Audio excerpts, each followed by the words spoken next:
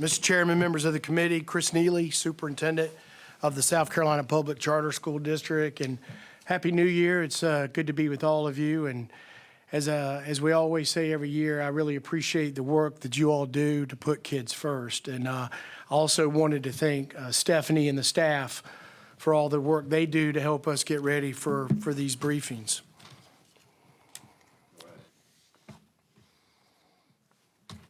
All right, you've got your notebooks. If you could turn, please, to page 2. You'll see I've got members of our leadership team, and we call the alignment team because we're all aligned in terms of our mission, vision, and values, and our motto of putting all kids first. On slide 3, you'll see our organizational chart and our governance structure. As you know, we have a board of trustees made up of members appointed by the General Assembly and the governor and some of our education organizations in the state. And then we have our 4 different divisions: financial services, sponsor performance, support and implementation, and external affairs. Slide 4. This is just a brief district overview. Currently at the 45-day count, we're at just over 20,600 plus students in the South Carolina Public Charter School District. We have 44 schools that are currently operating, and we have just over 2,500 staff and teachers across the state of South Carolina. You'll see our pupils in poverty. We're at 54.14% pupils in poverty. That's a 7% increase over the last 5 years. And then our students with disabilities population continues to grow. And you can see that we're at 18.29%, which is a 63% increase in the last 5 years. More and more families of children of poverty and disabilities are choosing charters, and so we're honored to serve them. Slide 5 is just a breakdown we like to show you every year, cycle to cycle, on new applications for charter schools. This current year, we have 21 letters of intent. Those are non-binding that were submitted by November 1st. And then the new application season opens this week, February 1st. So we're anxious to see how many applications we get for new charter schools. If you'll turn to slide 6, you'll see our 5-year student enrollment. As I mentioned earlier, we're just over 20,684 students. So we've increased by just over 6,000 in the last 5 years and continuing to grow. I might also add we have a wait list right now of just over 5,500 students who are wanting to get into charter schools in our district. So the demand and growth is continuing to increase, and we want to meet that demand and satisfy the growth. If you'll turn to page 7, you'll see our 2024 graduation rate. We're right now at 86.6%, which is just slightly above the state average. And as you know, we also have schools that serve students that have dropped out in local school districts. We serve those students, and we're honored to do so. If you turn to slide 8, you'll see our end of course comparisons. I think across the board, algebra, biology, English 2, and U.S. history, we're outpacing the state average. For the most part, math we're slightly below, but within the margin. I think what you'll see, and you all know, that math is a problem in our state and across the country. And so we're working with our schools to help them do better in math for our students. On slide 9, you'll see our SE Ready comparison. On ELA, as again, we're slightly above the state average, and then we're hanging within the margin when it comes to math. Slide 10, just some of the financial data that you all asked for. As I mentioned, we're just over 20,684 students in the district. That's a weighted per unit of 57,000. Our projection for next school year is 23,811 students with a WPU over 64,000. So continued growth, and I'll just go back and say once again, thank you for the new funding formula that you all passed 3 years ago. It's making a difference in our charter schools. Slide 11, you'll see the district's FTE breakdown. We have 28 employees that are paid out of general fund, and then we have just over 4 employees paid through federal funds. We really try to utilize those federal funds where we can for a total FTE of 33. Mr. Chairman, Madam Chair Lady, that's the end of my brief. I'll be happy to entertain any questions you might have. Questions? Mr. Chairman, if you don't mind, I've made a list of questions that I'd like to ask to each of our authorizers, if that's all right, so we can just catch some data points. And Superintendent Neely, it's great to see you, and I want to say thank you for all the work that you're doing on behalf of all the children and families in the public charter school district across the state.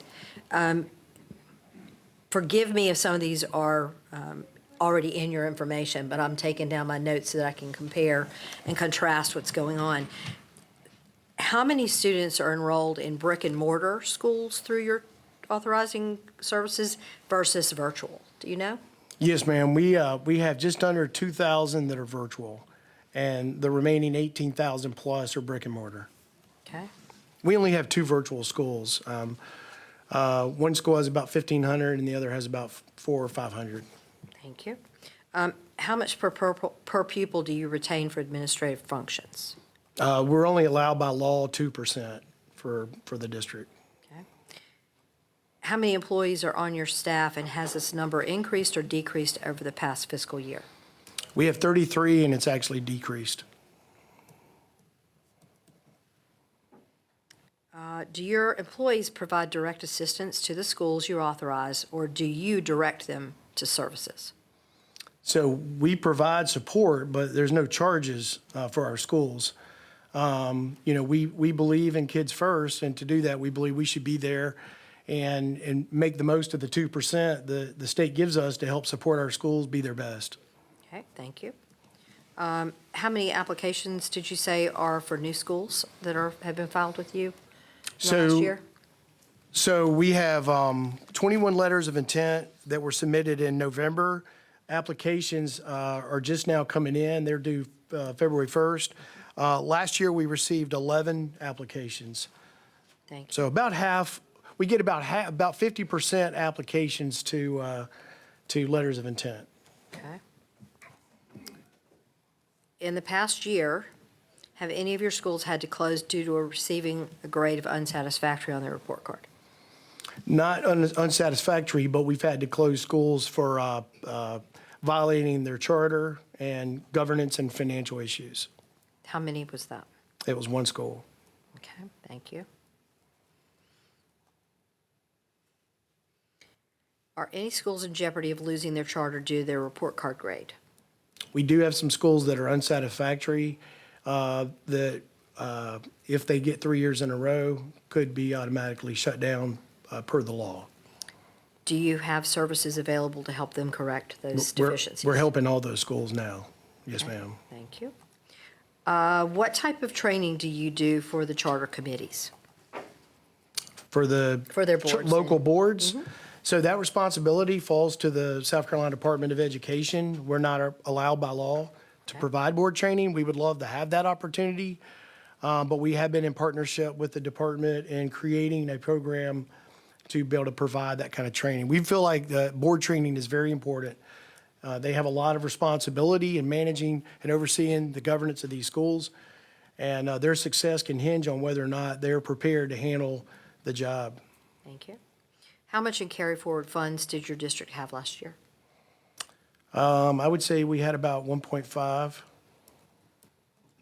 Okay.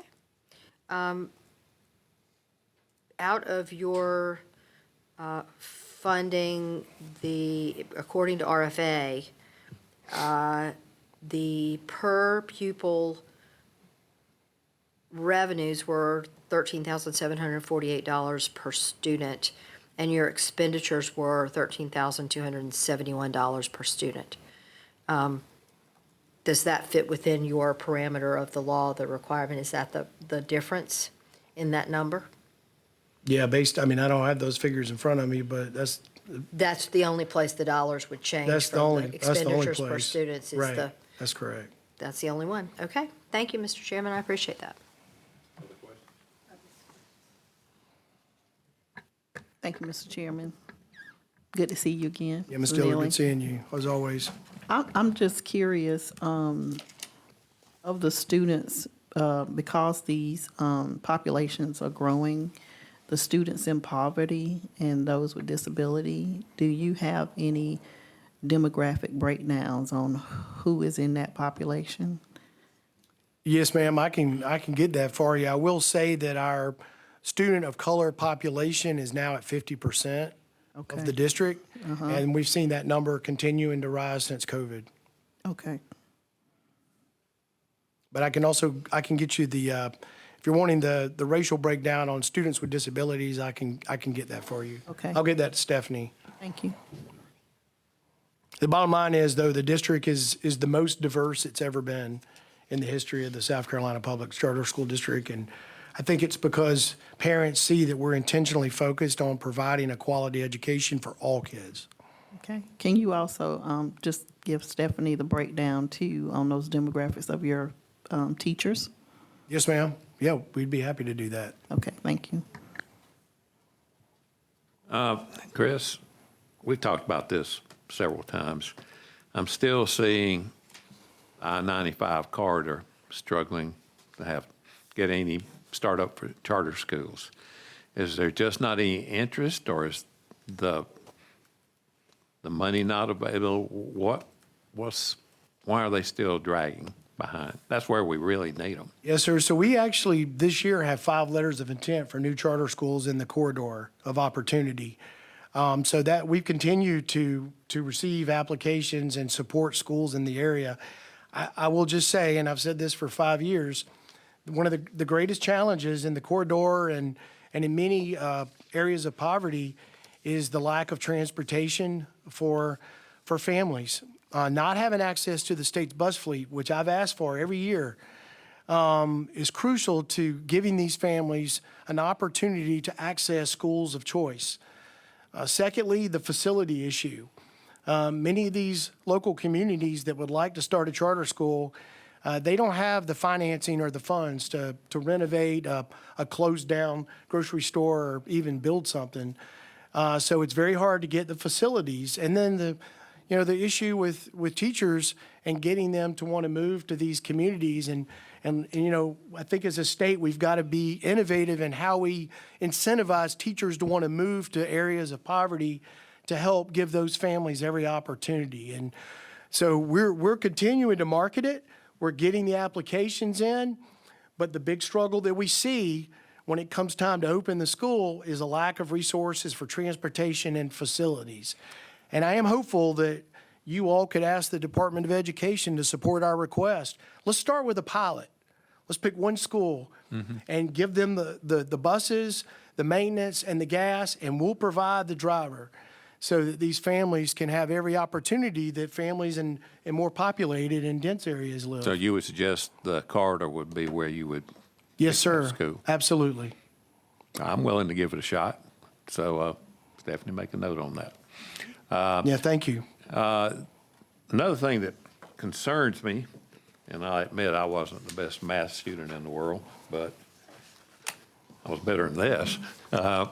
Why are we struggling so much, not only just you, but the public schools too, in math? I don't understand. Are we not emphasizing it enough, or what? I don't know that I have the silver bullet for the math problem in America, and it's a national problem, as I think, too, we're going to see here with the NAEP scores that come out. But it's definitely a problem, and I think we've got to have to be more intentionally focused on it the way that we have been with reading.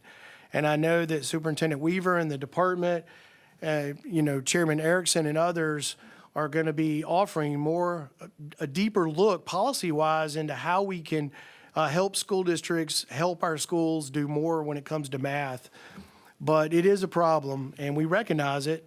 And we're committed to be able to provide our teachers with the professional development they need, ensuring that our schools have the resources on the curriculum. And, kind of like when we talk about the science of reading, the sciences of education, learning, and math, and being really intentionally focused on that, because math is very important. I agree. It seems like we really put the emphasis on reading, which is number one, obviously, but we need to put the same emphasis early childhood on math and the other sciences too. So, Yes, but sir.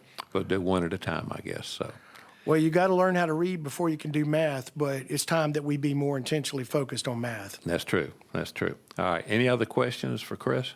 Shannon? Mr. Chairman, I would tell you, I believe that Superintendent Weaver's working on Palmetto Math Project with some initiatives that we'll probably hear about tomorrow when she comes to speak Great. to this committee. Looking forward to it. The other thing that I found out yesterday, I visited a charter school in my district, and they're a county district charter school, so it's a little bit different animal, but they contract with the district for bus service. It's a game changer for them to be able to have that transportation piece. And now Beaufort County actually has privatized their bus situation so they can handle it in district. But perhaps, Mr. Chairman, we can look at how we can allow the bus service to contract with our charter schools the way they contract with our other districts. I think it's about time that we figured out a way to How fix many that. buses are you talking about? Of course, then you got the problem of trying to find the drivers, Well, too. but they said if they could contract for the bus, they would be responsible for finding the driver. So if we could work some kind of partnership, that's the kind of pilot I think would help us in that corridor area where transportation to those places is, in my opinion, a non-starter for a lot of families. I'll get with you and we'll work on that. Let's work on that. Sure. Mr. Chairman, it's interesting that the chair lady brought up, what's going on in Beaufort County. I know there's a lot of people in Beaufort County from Ohio. Well, Yeah. last week we actually did some research, and Ohio is actually one of those states that provides bus transportation for children that attend charter schools. And, it could be that they have a model that we could look at, and it's working. And they've been doing it for several years now, but it's being done around the country. It's time, I believe, that we do that here in South Carolina and give all families access to public charter schools. Yes, sir. Thank you. Any other questions? Thank you, Chris. Appreciate it. Yes, sir. Thank you.